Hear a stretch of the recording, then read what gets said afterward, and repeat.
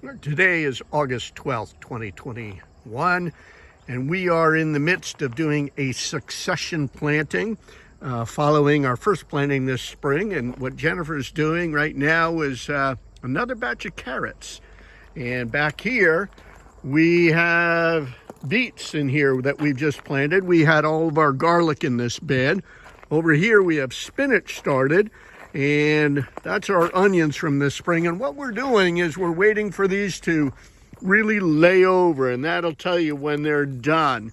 We will be harvesting potatoes this weekend, and all of our bins, if you can see where they're yellowed out pretty good. We did harvest some last weekend, but I did pull out a plant earlier today, and so there are about a half a dozen of these down below in that dirt. I'm going to put it back in there. The shishito peppers have been absolutely awesome. If you cover these with some salt and olive oil and a little bit of salt and pepper and blister them in a very hot cast iron frying pan, oh, they are so good. They are so good. And we have some bell peppers over here coming in. Take a look at that.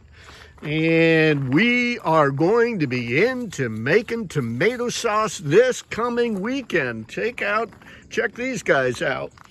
And over here, even more tomatoes ripening up. And over here too, it looks like a big chili pepper, doesn't it? Kind of cool. More over here. Look at that. Big chili pepper tomato. I don't know.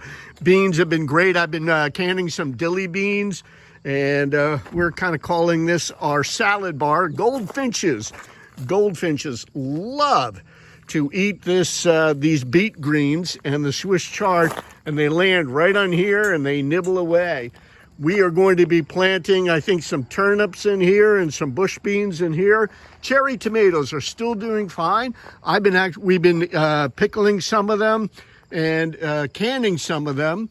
I actually have been turning them into a impromptu tomato sauce and using it on pasta and other recipes. More tomatoes in here. There's a big stack of them in here. In a few days, they'll be nice and ripe. And more onions here. So, and I've been pulling cucumbers out of here. Unfortunately, downy mold has gotten them, which kind of affects, well, obviously the leaves, you can see they're all yellowed and browning out, but it also affects the shape of the cucumbers.